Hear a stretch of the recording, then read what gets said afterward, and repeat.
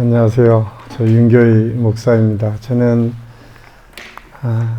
어려서부터 기장에서 태어나서 충남 서천에 있는 옥산교회라는 곳에서 처음 제가 태어났고, 또 저희 어머니는 그 기장 여자 장로님으로 아마 충남로에서는 처음 장로님직을 받고 장로님을 섬겼던 교회. 그래서 제가 항상, 저는 어려서부터 기장에서 성장한 사람 중에 하나로 여기까지 올 수 있었는데, 사실 처음 이 장공 교회론을 쓰게 된 배경은 제가 안양중앙교 담임 목사를 하고 있을 때에 한신대 목회학 박사 과정이 다시 생겼어요. 그래서 목회학 박사 과정을 밟고 공부하는 중에 어느 날 우연히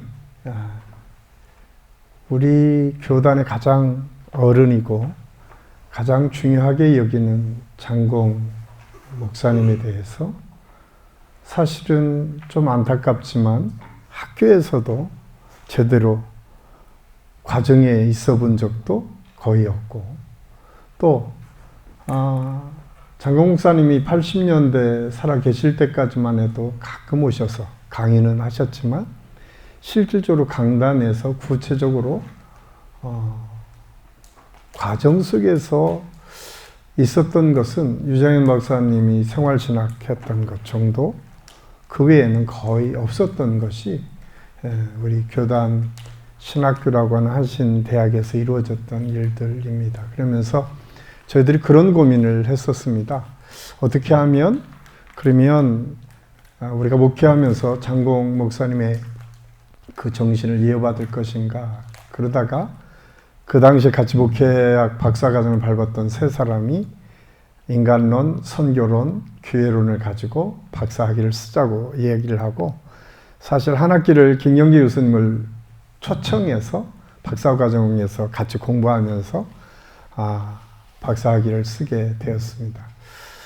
사실은 이 박사학위를 쓰면서 참 많은 부끄러움과 또 질타가 우리 스스로에게 있었는데, 정말 귀한 목사님의 업적들이 굉장히 단편적으로 소개되고 또 그것이 전부인 것처럼 포장되었다라고 하는 생각을 하게 되었습니다. 어쩌면 인간론, 선교론도 굉장히 중요한 역할을 했지만 장공 목사님이 교회를 개척하셨고 또 교회를 직접 섬기셨던 몇 안 되는 신학자 중에 한 분이시거든요. 사실은 제가 알기로는 우리 경동교회와 성북교회 초창기에 근간을 이루어갈 때에 목사님이 처음 시작을 하셨다는 사실을 누구나가 다 이야기는 하고 알고 있지만, 실질적으로 그게 얼마나 우리 목회를 하는 후학들에게 또 목회하는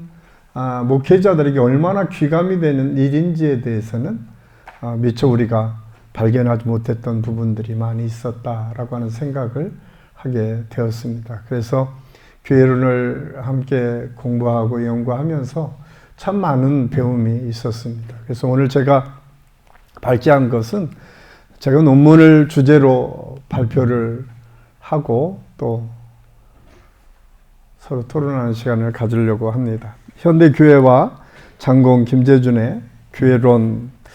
사실 현대교회에 위기가 왔다라고 많은 사람들이 얘기를 합니다. 특별히 가장 큰 위기를 성도들의 급감하는 현실에 포커스를 맞추고 있지만, 저는 그거보다 교회의 아이덴티티가 분명히 세워지지 않는 혼란함 때문에 이루어지는 문제가 더 크다고 보고 있습니다. 왜냐하면 최근에 우리가 잘 아는 것처럼 예전에 우리가 사회 변혁을 위해서 사회의 목소리를 낼 때는 우리 기장이 앞장서서 독재 타도를 외쳤지만, 이제 오히려 근본주의자라고 하는 그 보수층이 이제 정치 집회를 하는 시대를 지금 우리가 살고 있습니다. 최근에 27일에 반동성애를 이야기하지만 실질적으로는 근본주의적인 정치 집회로 그런 편향을 가지고 있는 사회 현상이 큰 교회를 중심으로 해서 이루어지고 있는 것이 오늘날의 한국교회 모습이다. 저는 이 양극단적인 모습들이 우리 한국교회 안에 존재하고 있고 여전히 그것이 화해와 타협의 길이 모연할 것처럼 보여지는 시대를 살고 있고 또 우리는 끊임없이 양쪽의 그 비판을 통해서 타협점을 좀처럼 찾기 어려운 시대를 지금 살아가고 있습니다. 그런 때에 장공 선생님의 글을 통해서 이미 정말 이런 시대를 예견하신 것처럼 그 목사님이 근본주의적인 태도에 대해서 비판을 하신 것을 토대로 타계주의, 그 당시에 영적으로 굉장히 많은 역사들이 일어났던 시대가 우리 장공 목사님이 처음 신학을 하고 목회를 할 때는 우리가 생각하는 것보다 훨씬 많은 기적과 이사들 그리고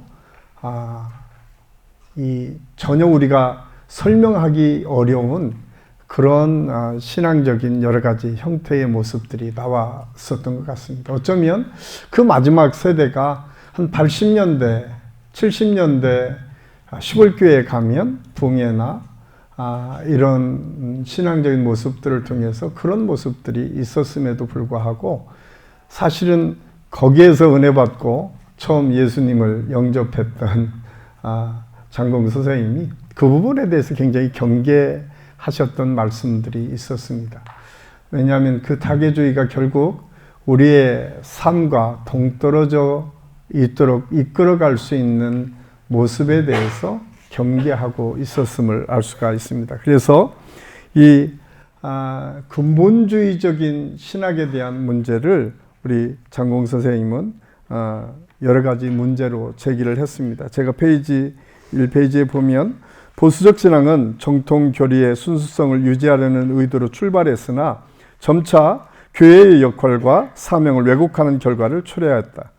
사실 장공 스스로 초창기의 신앙 고백을 통해서 타계주의의 신앙 한계를 인정하며 이는 교회가 극복해야 될 중요한 신앙적인 형태임을 밝히고 있다. 또한 교회가 세속적 권력과 결탁하거나 특정 정치 세력을 지지하는 것으로 비춰지게 하여 교회의 사회적 신뢰를 떨어뜨리고 있다고 그는 기술하고 있습니다. 보수적 신앙 또한 또 다른 문제는 폐쇄적인 태도로 인해 세상과의 소통을 차단한다는 점이다. 이러한 태도는 교회가 시대의 요구에 부응하지 못하게 만들고 복음의 메시지를 현대인의 삶과 분리시키는 결과를 낳았고 장공 김재준 목사님은 이러한 보수적인 신앙의 문제를 경고하여 교회가 정치적 이해관계를 초월한 복음의 공동체로서의 정체성을 회복해야 된다고 강조하셨습니다. 어쩌면 지금 우리 한국교회에 일어나는 현상을 이미 아셨던 것처럼 두 가지, 처음 제가 서두에 말씀드렸지만 그런 극단주의적인 형태의 정치 집회나 문제들을 지적하고 계셨음을 알 수가 있습니다. 그러면서 저는 장공의 교회론을 정리하면서 오늘 뭐 여러 가지도 있지만 세 가지 주제, 장공 선생님이 가장 중요하게 이겼던 세 가지 주제를 가지고 이 교회를 어떻게 장공 목사님께서 보셨는지를 함께 생각하려고 합니다.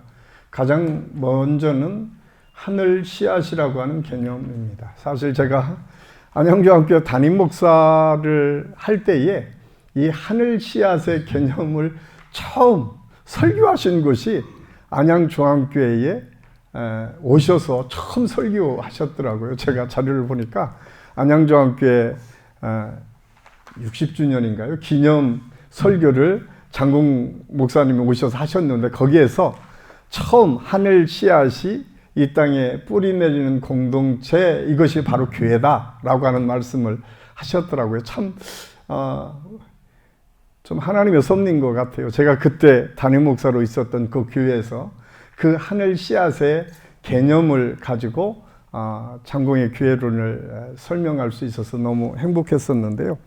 이 장공의 교회론의 가장 중요한 하늘 씨앗의 개념을 요즘은 복음이라고 이야기를 하고 또 신앙 고백적인 측면에서는 예수 그리스도를 표현하는 가장 중요한 개념 중에 하나가 하늘 씨앗이라고 저는 보았습니다.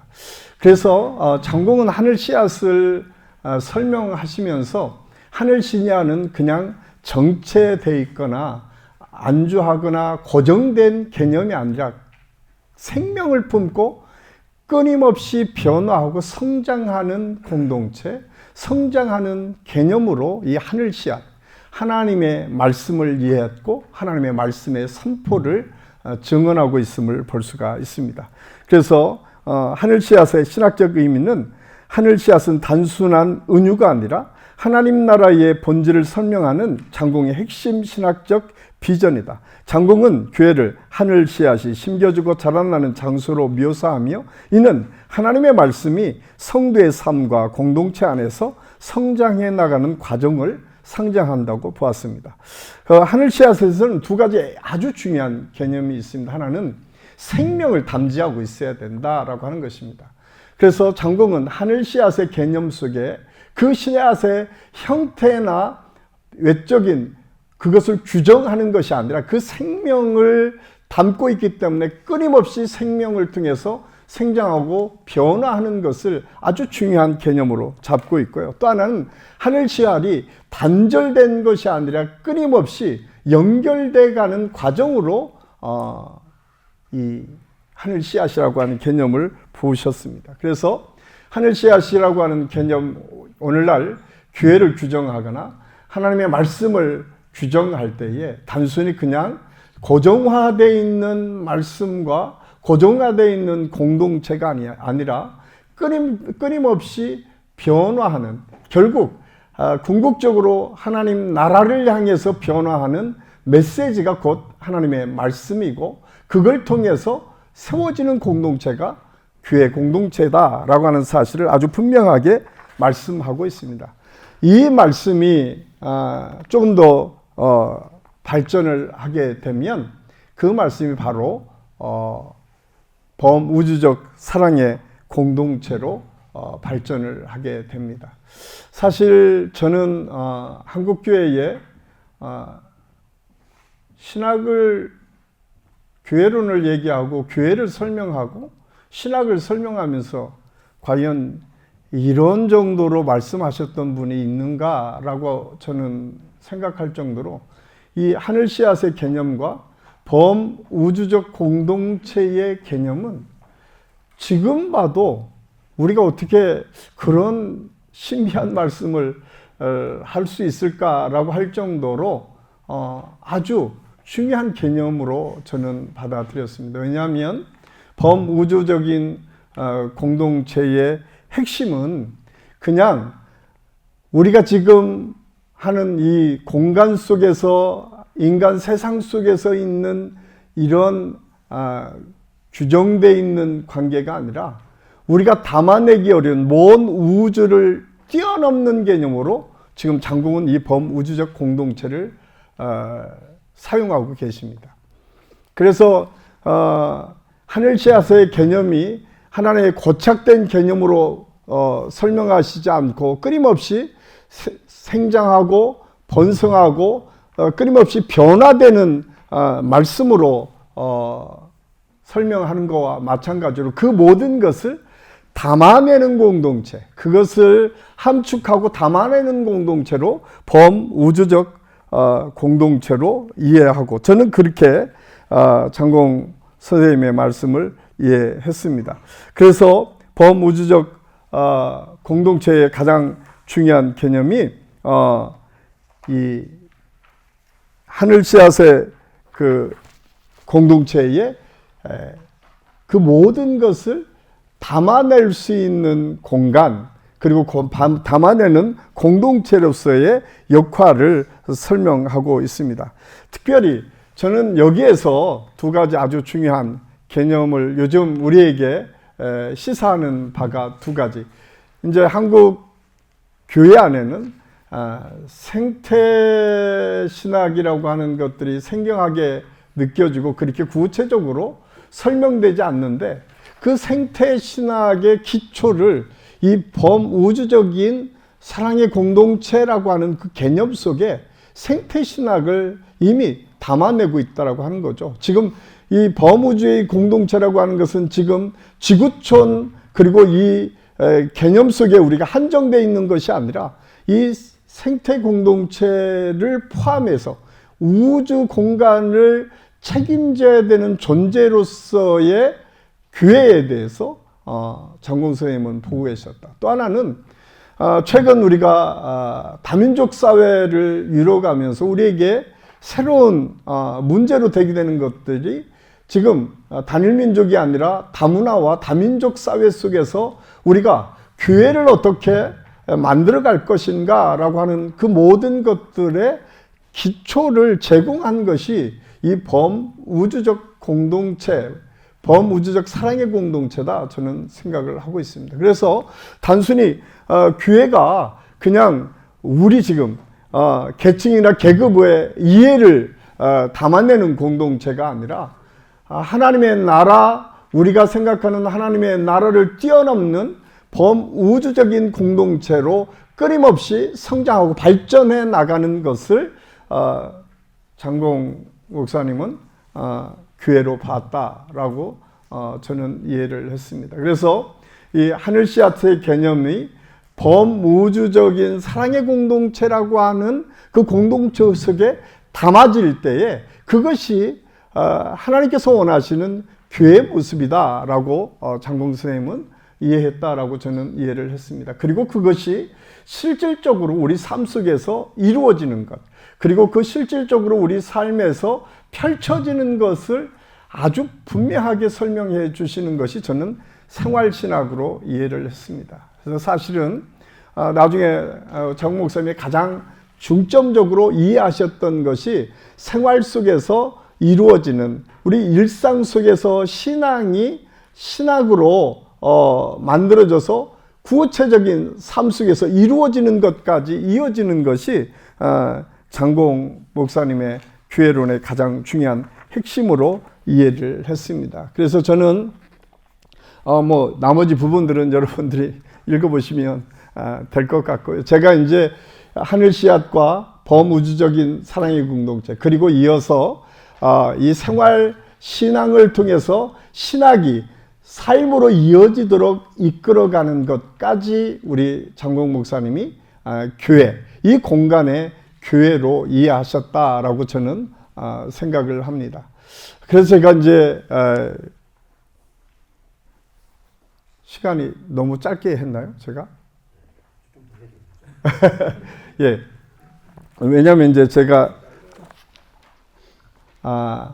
사실은 제가 이 생활 신학을 했던 장군 선생님의 글을 가장 잘 정리한 것이 이제 저희 박사과정을 지도했던 유재현 교수님인데, 유재현 교수님이 생활 신학을 설명하면서 과연 지금 우리가 실질적으로 적용을 해도 될 만한 구체적인 생활의 삶의 방식들이 우리 범용기를 통해서 우리 김재준 목사님의 생활에 여러 가지 표현되고 있는 장면들을 우리가 볼 수가 있습니다. 사실은 그렇게 목사님들이 규정해서 지키려고 애썼던 목사님들이 몇 분이나 될까? 제가 여기 와서 처음 보니까 성빈의 삶을 통해서 제자들을 양육했던 훈련의 모습, 그리고 한 번도 편하게 타협하지 않고 끊임없이 하나님 나라 실현을 위해서 자기 몸을 던져서 헌신했던 모습들, 이런 모습들이 어쩌면 교회를 이끌어 갔던 장공 목사님의 모습이었다라고 저는 생각을 합니다. 그래서 생활 신학의 가장 핵심적인 부분은 사회적 책임입니다. 단순히 교회가 그냥 신앙의 공동체에 머물러 있는 것이 아니라 이 생활 신앙을 통해서 가정을 건강하게 세워가고 그 주변의 공동체를 하나하나 세워가는 것까지 확대했고, 결국 그것을 통해서 국가의 독재 권력이나 백성들을 힘들게 하는 부분에 저항하는 것까지 교회가 함께 담아내야 된다라고 하는 것이 생활신학 속에 담겨진 장공 선생님의 모습이었다라고 생각을 합니다. 그래서 제가 장공의 교회론을 정리하면서 저 스스로가 요즘 고민하고 있는 지점을 말씀드리면, 가장 중요하게 여기는 것 중에 하나가 제가 지금 실천에 옮기지 못하고 있어서 늘 고민하고 있는데, 생활신학을 그러면 어떻게 교회 안에서 적용할 것인가. 결론 부분에서 제가 지금 하늘씨앗과 범우주적 공동체와 이 생활신학의 이 삶의 모습을 목회적인 적용을 할 수 있는 게 무엇일까를 고민하면서 저는 굉장히 중요한 것 중에 하나가 말씀 선포로 보았습니다. 말씀 선포가 하늘 씨앗인데요. 이 하늘 씨앗이 너무 고정화되고 규격화되어 있는 것이 지금 한국 교회의 강단이다. 사실은 대부분 교회들이 강단이 양극단으로 가죠. 조금 진보적인 부분에서는 사회적인 비판이나 또한 현실적인 문제를 더 많이 설명하고, 거기에 하나님의 말씀, 성경이나 성경을 새롭게 해석하는 풀이나 이런 것들에 대해서는 상당히 멀리 있는 것. 그리고 또 하나, 보수적인 곳에서는 그 성경이 아주 자의적이고 기복적인 해석만을 가지고 선포되는 말씀으로 가고 있습니다. 그래서 저는 한국교회의 강단의 설교가 좀 더 다양한 신학적 스펙트럼을 가지고 선포되는 말씀으로 변화될 때에 저는 교회가 더 건강해질 수 있다고 생각을 합니다.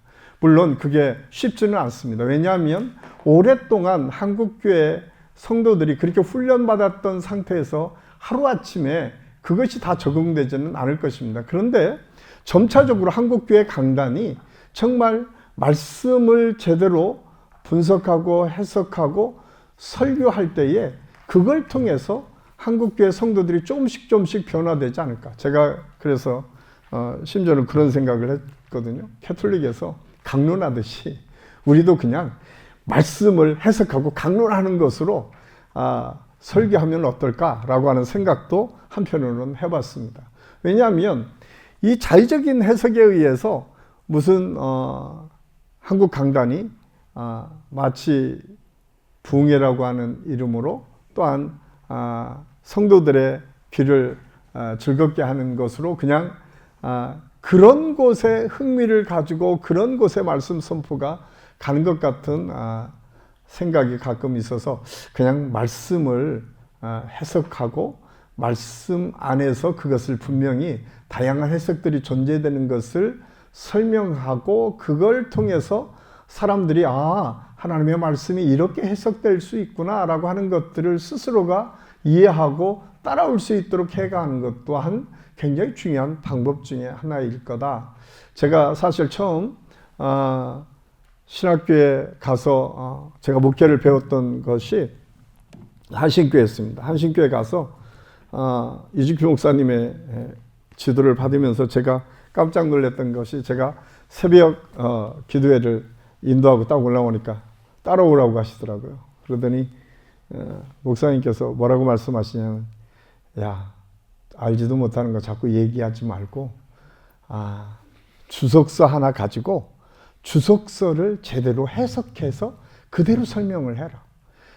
신학교 때는 주석서 하나, 정말 괜찮은 주석서 하나 잡고 그대로 그것을 계속 반복하다 보면 더 건강한 해석이 나올 수 있다라고 하는 말씀을 주셨어요. 제가 참 많이 도전을 받았습니다. 우리가 신학교 나와서 우리는 그냥 해석에 대해서 더 많이 생각을 하고 그것이 전부인 것처럼 설교할 때가 참 많이 있습니다. 그러다 보니까 한국 강단의 메시지 선포가 굉장히 단순화됐고 다양한 하나님의 메시지가 들려지지 않고 천편일률적인 메시지만을 하는 한계에 지금 있지 않을까. 그래서 하늘 씨앗이라고 하는 이 개념 속에 강단이 좀 더 스펙트럼을 넓혀서 하나님의 말씀이 제대로 해석되고 또 다양한 해석들이 존재한다라고 하는 것들이 성도들에게 알려질 수 있도록 하는 것 또한 하나의 방법이지 않을까라고 하는 생각을 저는 했습니다. 또 하나는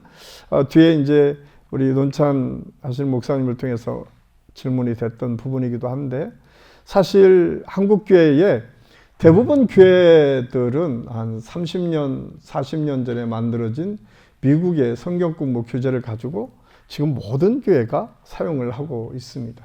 그게 전부인 것처럼 그렇게 진행이 되고 있죠. 새롭게 우리가 말은 해석하고 이야기를 하고 있지만 우리가 제대로 그것을 재해석하고 건강하게 성도들의 니즈를 맞춰줄 수 있는 교재 개발이 과연 되고 있는가? 그거에 사실 우리 목회자들이 좀 많은 반성을 해야 되겠다. 특히 우리 교단이 진보적이라고 얘기를 했는데 우리는 그냥 그 모든 것을 그냥 총회나 기관에 맡겨놓거나 또 우리 스스로가 그런 부분에 대해서 제대로 된 교재들을 끊임없이 생산해내고 그걸 통해서 반복해서 조금 더 수정하는 작업들을 게을리했던 부분이 있지 않는가라고 하는 생각을 합니다. 그래서 최근 저희 교회에서도 이제 성경 공부 교재를 새롭게 만들면서 그런 고민이 있습니다. 이 교재가 지금 보여지는 교재를 그냥 따라하는 교재가 아니라 정말 이 시대 속에서 중요하게 여겨지는 주제들과 또 성경 해석들을 어떻게 적용해서 교재를 만들어 갈 것인가 라고 하는 것이 하나의 과제로 지금 던져져 있고 그렇게 지금 내년에 우리 교재를 만들기 위해서 좀 준비하고 있습니다. 저는 이런 생각 있는 목회자들, 생각 있는 분들이 먼저 모여서 그런 그룹을 통해서 교재들이 만들어지고 그게 실질적으로 교회 안에서 교재로 사용되어지고 그것이 다시 피드백을 통해서 더 좋은 교재로 발전해 나갈 때에 건강한 교회 공동체를 세워갈 수 있다라고 생각을 합니다. 또 하나 마지막으로 제가 이제 그 교회 현대 교회에 우리 장공 목사님의 교회론을 적용을 한다면 사실 우리가 우리 교단 안에 이 외국인 노동자들에 대한 문제들을 우리 교단이 가장 먼저 앞서 가서 했었던 것이 분명하지만 사실 그들의 2세들 그리고 그들이 우리 한국 사회에 와서 어떻게 적응하고 그들이 건강하게 세워갈 것인가에 대한 고민까지는 우리가 가지 못했던 점들이 있다. 그들의 인권, 그들이 삶을 보호하고 그들을 인도해야 하는 것에서는 우리가 굉장히 집중하고 노력을 했지만 그 2세들이나 그들의 삶의 신앙이 어떻게 계속 우리나라에서 정착되어지고 특별히 지금 우리가 외국인 노동자가 250만에서 300만이 넘고 그들의 자녀들이 대부분 시골에 가면 어느 정도 유치원 가면 보통 50%가 넘는 아이들이 외국인 노동자를 통해서 나오는 아이들인데 걔들은 지금 교회에서 신경도 안 쓰고 방치되어 있는 상황이다. 그렇다면 그들을 더 건강하게 예수 그리스도의 자녀의 아이덴티티를 통해서 건강한 대한민국의 아이들로 성장할 수 있도록 만들어주는 일에 우리 신앙인들이 좀 더 관심을 가졌으면 좋겠다라고 하는 생각을 갖고 이것이 사실은 범우주적인 사랑의 공동체라고 하는 교회 개념 속에 아주 중요한 역할, 우리에게 사명으로 주어졌다라고 저는 생각을 합니다. 그래서 이게 단순히 한 교회 그리고 한 교단이 힘써서 될 문제는 아니지만 적어도 장공 목사님이 가졌던 그 아주 중요한 자산들을 갖고 있었던 우리 교단이 먼저 그런 일들을 하나하나 진행하고 그걸 통해서 끊임없이 피드백을 통해서 다시 더 건강한 모습으로 성장하고 발전한다면 어쩌면 지금은 비록 우리 교단이 굉장히 수적으로 작아 있는 교단일 수 있지만 조금 더 지나면 더 건강하게 더 많은 사람들에게 호응을 줄 수 있는 교회로 성장해 가지 않을까라고 하는 생각을 하고 있습니다.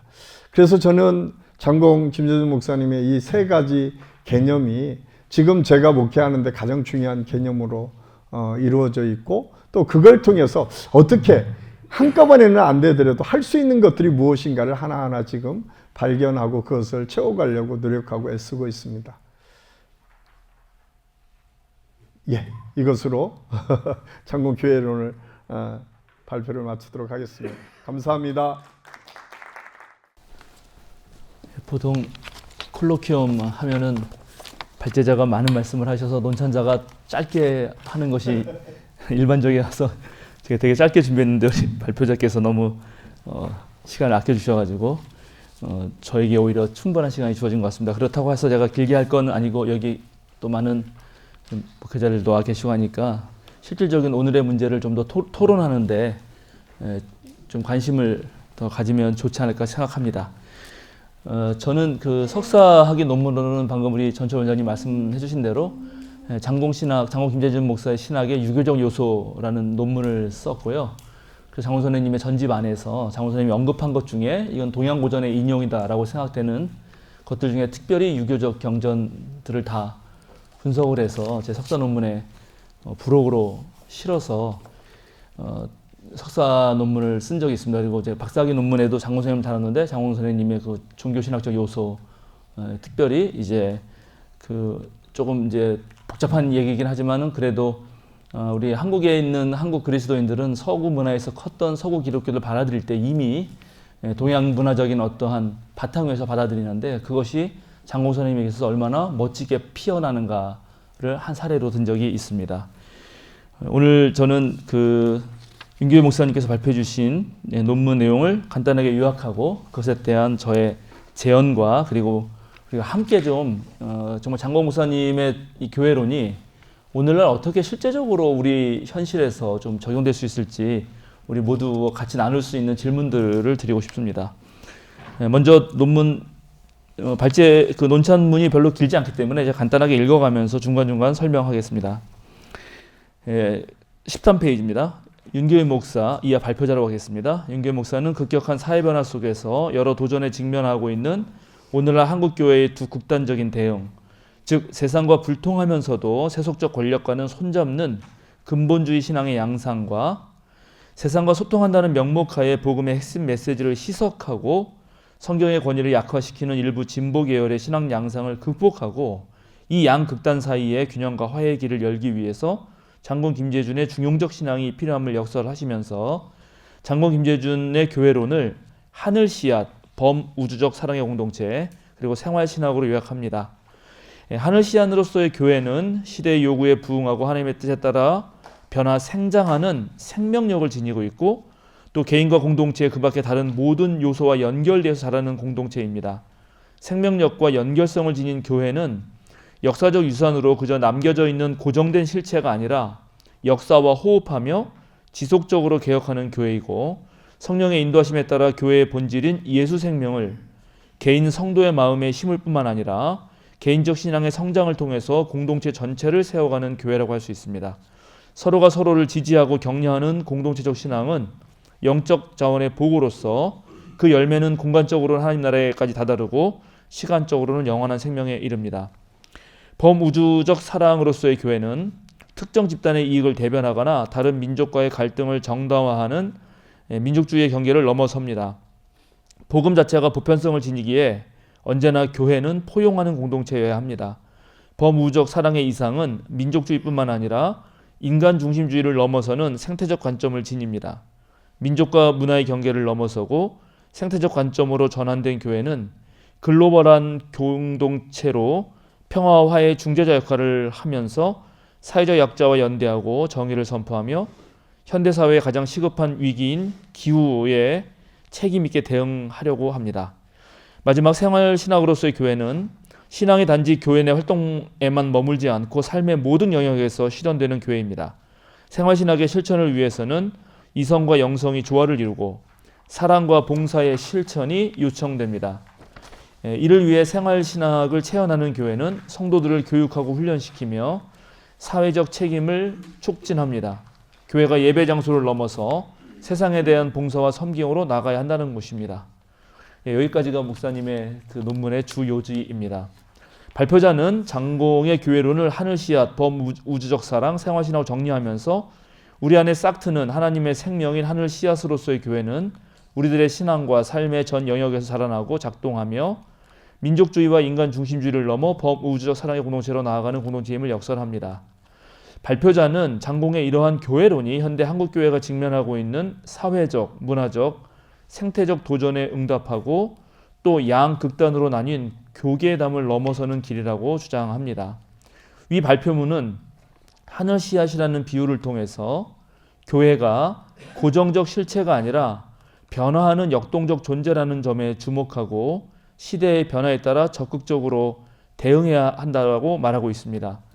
한국교회가 성장이 멈추고 내부적으로 갈등을 빚으며 세속화의 물결에 우왕좌왕하는 모습을 보이는 것은 바로 이러한 역동성을 잃었기 때문이다라고 진단합니다. 저는 이 부분 상당히 중요하다고 생각합니다. 사실 한국의 그 보수적인 많은 교회들의 어떤 머무는 형태가 대체로 교리주의 정도에 머물거나 교회의 자기 보존 정도에 머무르고 있고, 오히려 성장 같은 경우도 자연적 그 씨앗이 자라나는 성장이라기보다는 고정전 실체를 확고화하는 일종의 성쌓기 방식으로 가고 있어서 장공 선생님의 그런 하늘 씨앗으로서 시대에 따라서 계속 자라나고 또 그 주변 것과 함께 연결되면서 변화하는 것을 딱 짚어내신 것은 아주 의미 있다고 생각합니다.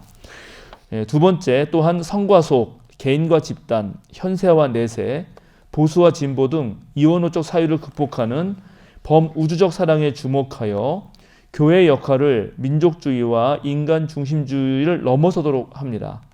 글로벌 교회의 가능성을 열어 교회가 평화와 화해의 중재자로서 역할을 감당하도록 하고 차별과 경계를 허물며 동시에 오늘날 인류가 맞이하는 기후위기에 적합한 교회론이라고 할 수 있겠습니다. 저는 이 논문에서 특별히 제 눈에 아주 그냥 확연하게 띈 것 중에 하나가 이 글로벌 교회의 가능성이라는 그 말씀이었습니다. 오늘날 사실은 이제 21세기 현대를 좀 특징 지으라고 하면은 크게 제 생각에는 세계화와 다원화로 표현할 수 있을 것 같은데요. 그러니까 세계화가 됐으니까 이미 한국 안에 세계가 있는 것이고 또 우리 한국이 전 세계에 뻗어 나가는 것입니다. 그리고 저희 나라가 이미 세계 무역으로는 10위 앞뒤로 왔다 갔다 하는 나라이니까 우리도 세계에 대해서 세계적 책임을 져야 하는데, 그럴 때 과연 한국교회가 어떠한 모습을 보이는가는 상당히 오늘 한국교회가 보이는 되게 중요한 문제라고 생각합니다. 예를 들어서 우리 시리아 내전 통해서 난민들이 몰려왔을 때, 예를 들어서 독일 사회 같은 경우는 그때 그 메르켈 총리 시대죠. 그때 100만 명을 받거든요. 그런데 우리는 그때 500명 정도가 제주도에 들어왔는데 그것을 받는 걸 가지고도 반이슬람을 가진 생각을 가진 교회가 적극적으로 반대를 하고 오히려 그런 세계 보편적 이성에 정말 기독교인들이 참여해야 되는 그 난민을 위한 노력을 못했다는 것을 기억하고요. 특별히 독일이 100만을 받을 수 있는 것 또한 사실은 교회 역할입니다. 왜냐하면 정부는 그렇게 오는 난민을 수용해서 어느 일자리라든가 아니면 생활 터전을 안내할 뿐이지, 그 다음에 그 사람들 언어도 못하고 어디가 어딘지도 모르는 사람을 곁에서 케어하고 그들에게 어떻게 살아야 되고 또 이런 일이 생길 때는 어느 구청에 찾아가서 무슨 서류를 내야 되고 이런 것을 자원봉사하는 것은 거의 사실 독일 교회들이 하는 것입니다. 그러니까 우리나라도 이제는 정말 글로벌한 역량을 가진 나라로서 교회도 그런 역량을 좀 펼쳐야 되는 것 아닌가. 실제로 지금 우크라이나하고 러시아 전쟁의 문제에 있어서 여러분들 아시겠지만 러시아 정교회 주교가 그때 옳지 못한 말을 해서 그때 한국 정교회 같은 경우가 꽤 전화도 많이 받고 곤혹을 치렀습니다. 또 최근에는 한국 성공회 또 주교가 약간 좀 문제가 됐었죠. 다른 그 좀 성추행했던 어떤 분을 그 평신도 지도자를 감싸줬던 일들이 발각되면서 그것 때문에 또 지금 한국성공회도 그것에 대해서 어떤 자신들만의 입장을 대변하려고 하고 있습니다. 그러니까 지금 우리 윤교회 목사님께서 장공 선생님의 범우주적 사랑의 공동체를 가지고 우리나라 교회가 이제는 글로벌한 교회가 되어야 되고 실제로 그런데 역할을 할 수 있는 교회가 되어야 된다고 짚으신 거는 저로서는 상당히 의미가 있다고 생각하고 생태적 전환을 넘어선 거는 뭐 이미 말할 수 없이 지금 가장 시급한 문제라서 더 이상 언급 안 해도 될 것 같습니다. 마지막으로 그 이상과 목표를 이론이나 허공에 떠도는 말뿐인 고백이 아니라 삶의 현장에서 실천돼야 함을 강조함으로 발표자는 장공의 교회를 통해서 오늘날 교회가 나아가야 할 방향을 정확히 짚고 있다는 점에서 매우 큰 장점을 지닌다고 생각합니다. 저는 장공의 교회론을 따로 공부는 못해가지고 사실 제가 시간이 좀 있었으면 목사님 논문 전체를 읽어보고 이제 좀 논차 안 했으면 좋았을 텐데 이 안에서만 읽었던 거라 그럼에도 불구하고 이 세 가지 개념으로 장공의 교회론을 요약해 주신 것에 대해서 저 다시 한번 생각하는 계기가 됐습니다. 다만 조금 아쉬웠던 것은 그 논문 전체를 요약하다 보니까 대체로 이제 언어들이 당위적인 거죠. 마땅히 이래야 되고 이래야 된다라는 말씀이 많으셨습니다. 그거는 자체는 맞는데 이제 뭐 목사님도 마찬가지시겠지만 저도 현장에서 목회하다 보면 야 그러면 하늘 씨앗을 어떻게 키워내나 어떻게 실제적으로 범우주적 사랑의 공동체 이상은 너무나 큰데 당장 교인 한 명 한 명에게 어떻게 이걸 교육시키고 실제 그런 교회를 만들어 가나 뭐 이런 부분들이 아주 구체적인 고민이 들어서 그런 부분들을 조금 질문으로 다루면서 같이 이 플로어에 있는 계신 분들과 또 발표자의 의견도 듣고 같이 나누는 시간을 가지면 좋을 것 같습니다. 그래서 저는 오히려 질문을 좀 몇 개 달았습니다. 질문으로 넘어가겠습니다.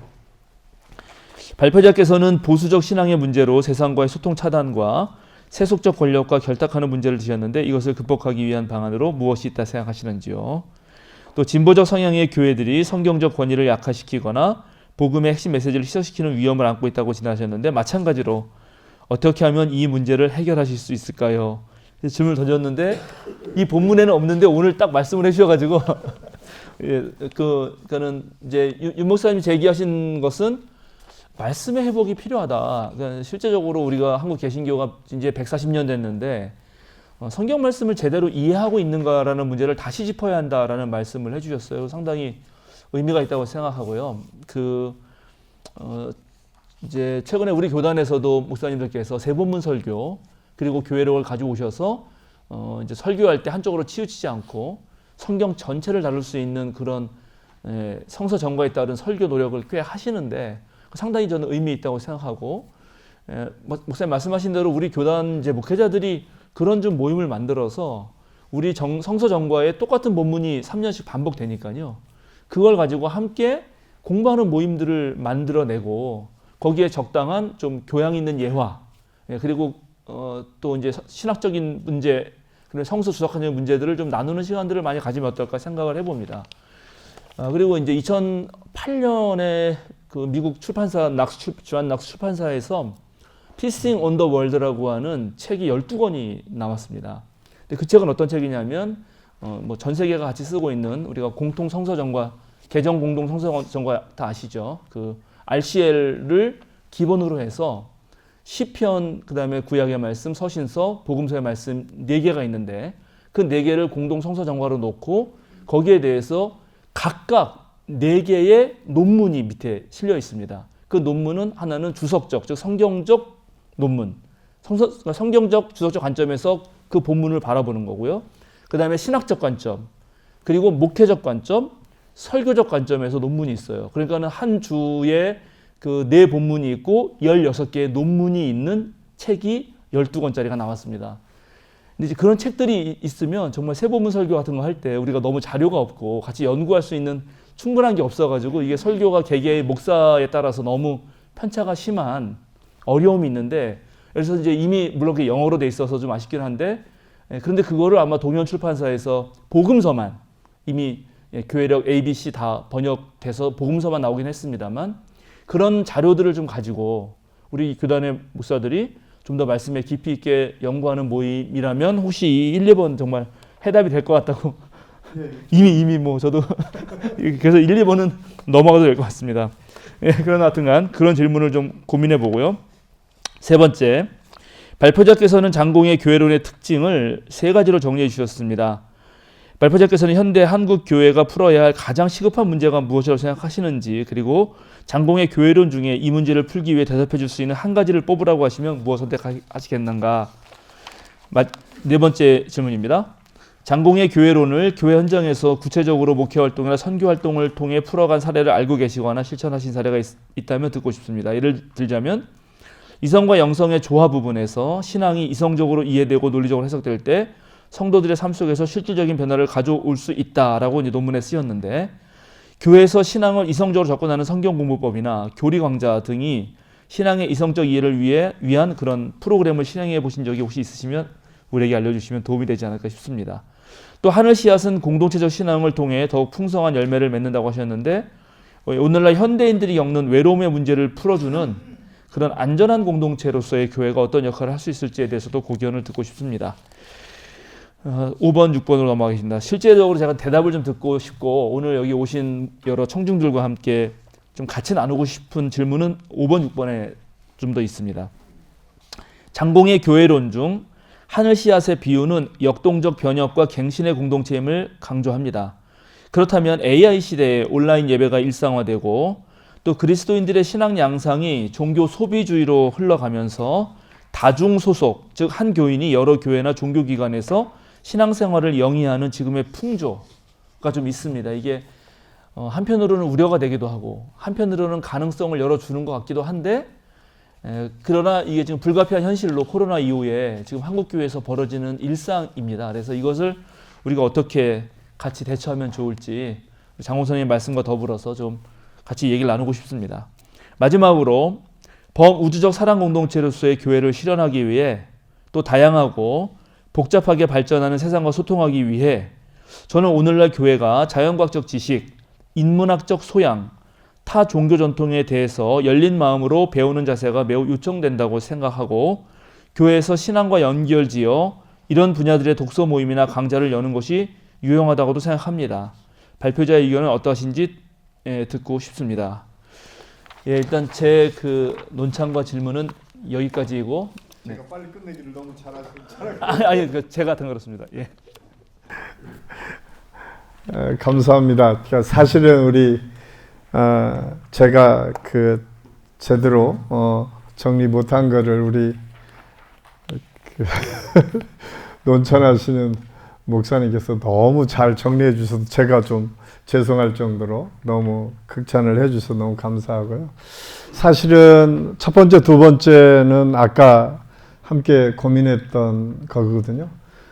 강단의 메시지가 좀 더 다양해졌으면 좋겠다. 그리고 적어도 우리 교단에서만큼만 해도 이 스펙트럼이 좀 더 넓었으면 좋겠다.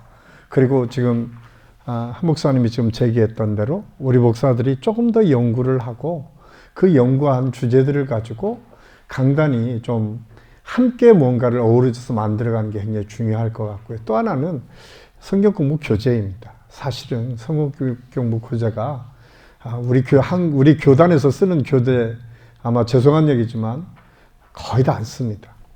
거의 예장에서 나온 교재들을 대부분 씁니다. 그 이유 중에 하나는 성도들이 그게 너무 쉽고 너무 편하고 너무 많이 감동받는 것처럼 느껴지죠. 그러니까 우리가 좀 더 노력해서 그들의 니즈를 채워줄 수 있는 뭔가를 우리가 고민을 해야 되는데 우리가 너무 그런 훈련들을 하지 않고 있다라고 하는 것이 제 생각이에요. 그래서 사실은 아까 설교 모임 그 말씀을 연구하는 것 모임뿐만 아니라 저는 다른 거는 몰라도 우리 교단 안에 항존직, 제가 이제 항존직을 세울 때마다 늘 고민하거든요.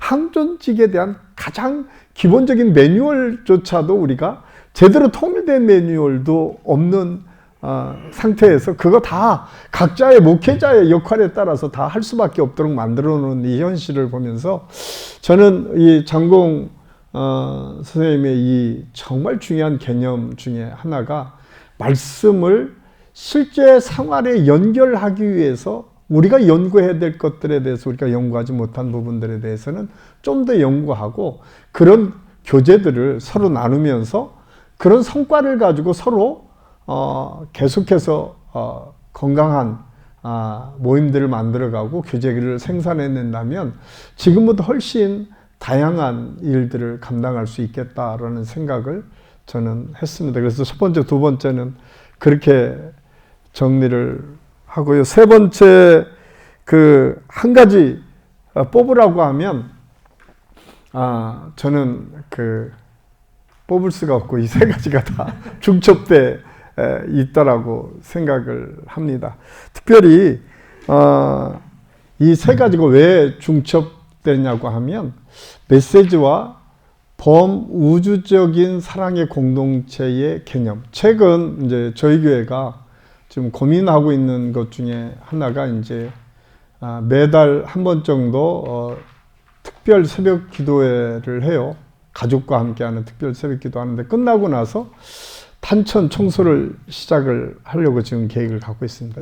어떻든 그런 모임을 통해서 우리 교회가 뭔가 사회의 바깥으로 나가서 헌신하는 모습들이 가족 중심으로 해서 예배가 끝나고 아침 식사를 같이 하고 그 탄천을 청소하는 모습들을 통해서 좀 뭔가 우리가 하나하나 실천해 나가는 것이 중요하다고 여기고요. 그런 모습들을 이제 그 다음 질문과 이어서 연결해서 하면 저희들이 성경 공부 프로그램을 내년부터 이제 성경 공부 4주, 5주 마치면 반드시 한 번은 나가서 봉사하는 거를 결정하려고 지금 준비 중에 있습니다. 내년부터는 만약에 제자훈련이든 뭐든 4주짜리, 5주짜리 성경부가 끝나면 우리가 지금 노숙자 센터를 운영을 하고 있거든요. 노숙자 센터를 반드시 마지막에는 이수하고 가서 헌신을 한다든가 아니면